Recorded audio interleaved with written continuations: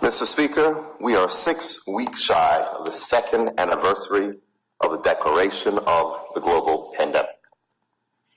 In those 2 years, the world's economy has been buffeted by the strongest headwinds in a generation. The global tourism industry has been decimated.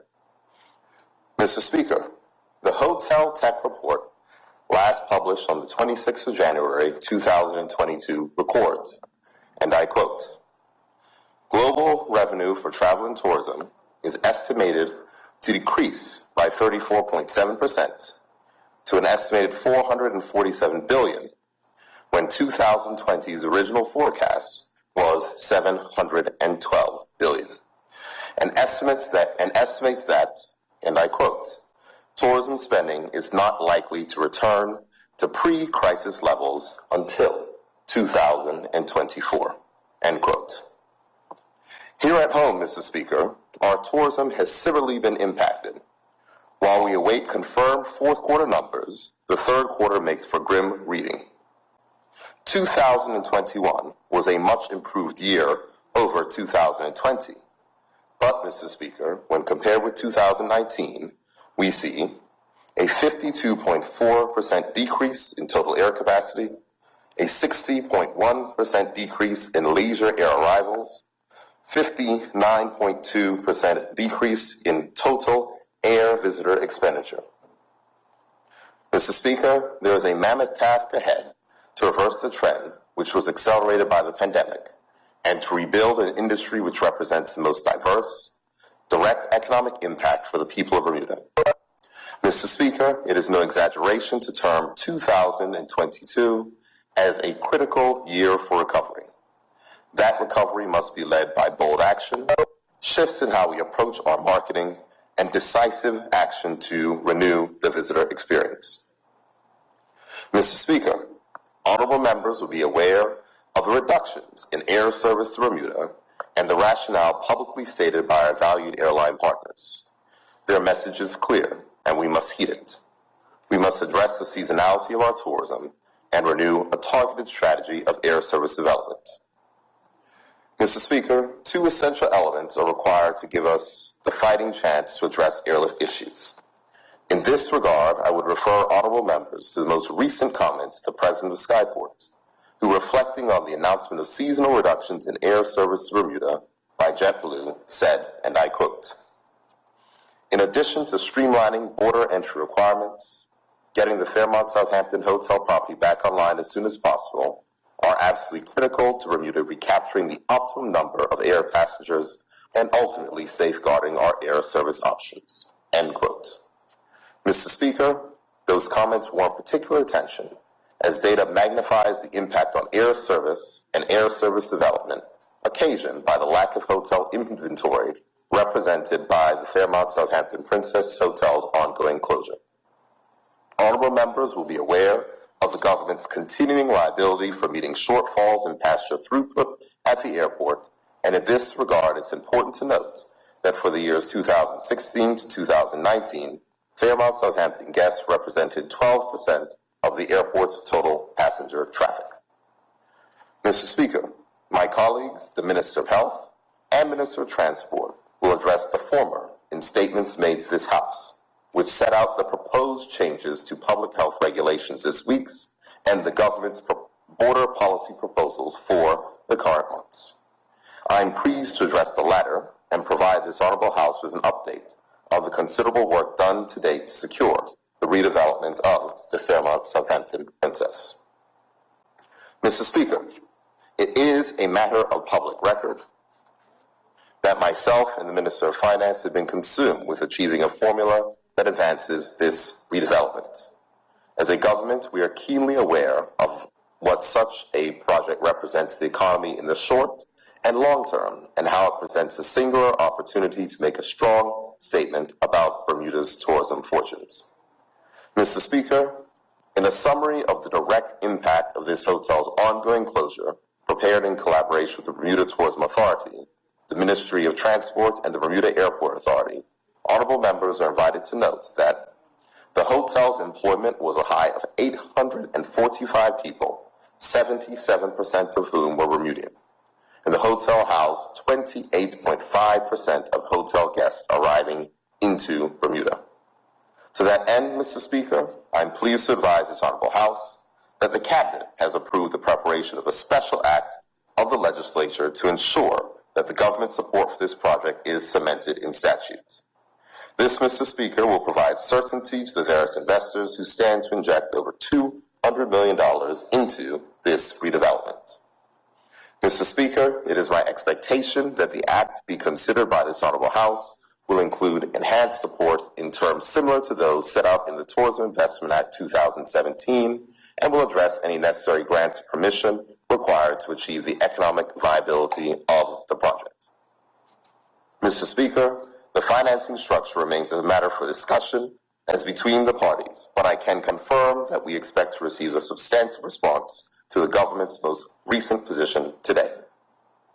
Mr. Speaker, as the order paper indicates, I will also introduce into the legislature today, or I have introduced into the legislature today, a designated site order for the property, which is the first step in the process to secure a casino license.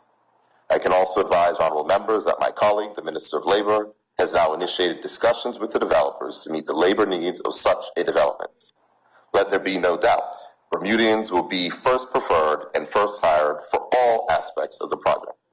My hope is that all those who can do the various jobs that will come make themselves available for this purpose.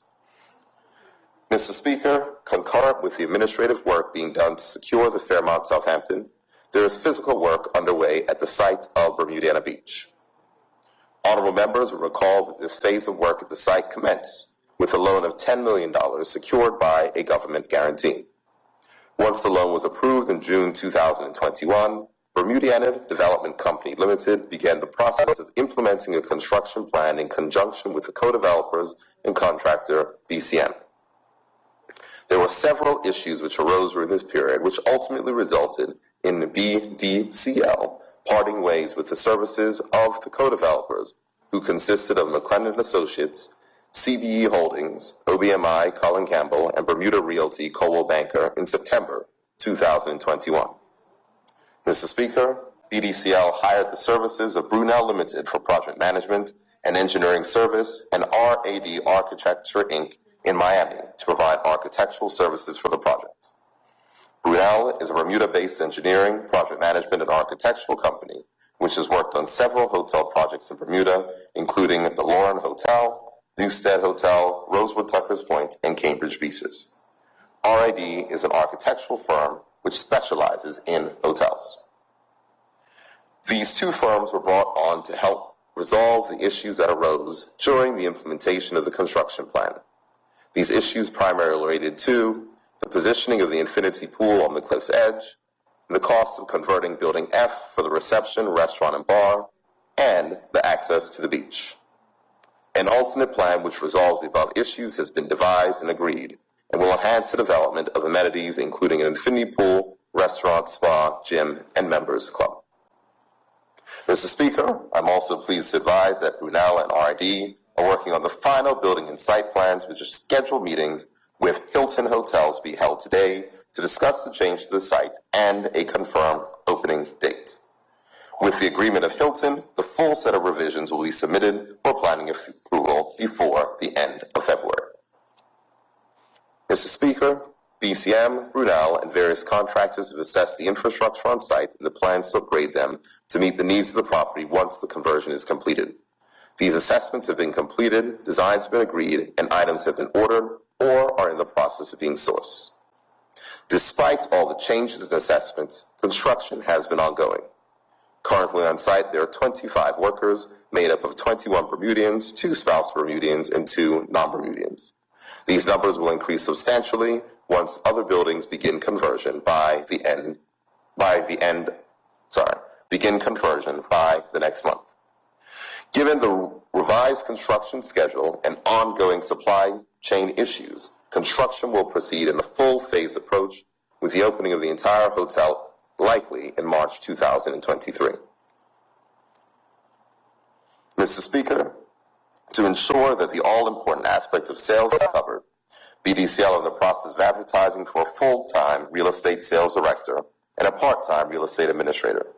The advertisement for these positions closed on January 31st with the intention of having these positions filled and operating by March 1st. Additionally, Mr. Speaker, the marketing team is working on a new plan to be rolled out at the end of the first quarter of this year.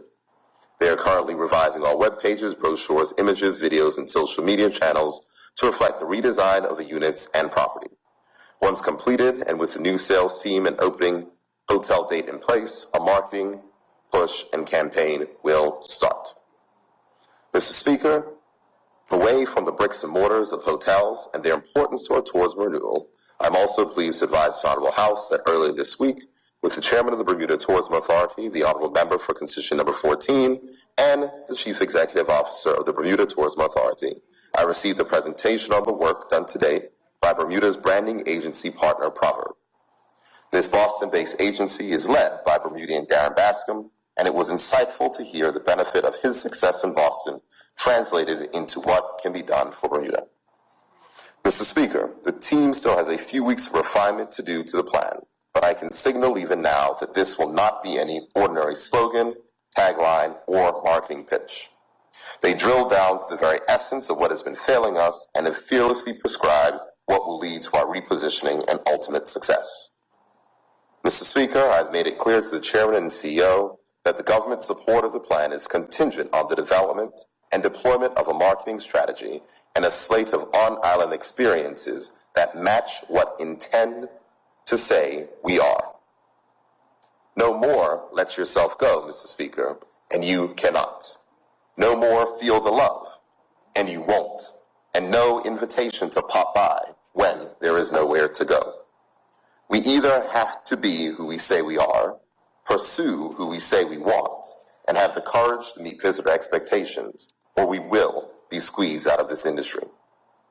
Mr. Speaker, much of the change I'm determined to see will be aided by 3 appointments I was pleased to make to the Board of the Bermuda Tourism Authority during the Christmas recess. Shiona Tarini, Carol Blazer, and Bushara Bashar will bring a mixture of experience, influence, and commitment to their service, and I am grateful to each of them for accepting the challenge. Mr. Speaker, honorable members will have taken note of an op-ed this week, compliments of an opposition member who sits in another place. The premise was that the government of Bermuda should bid for the coming America's Cup. Mr. Speaker, I will say 2 things to address this contention.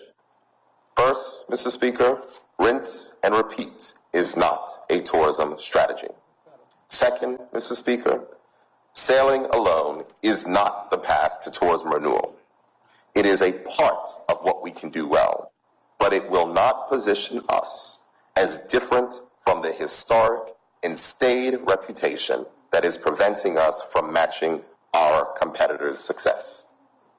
Mr. Speaker, this will be a challenging year on all fronts. Bermuda, like the rest of the world, is anxious to emerge from the solitude and isolation bred by the pandemic.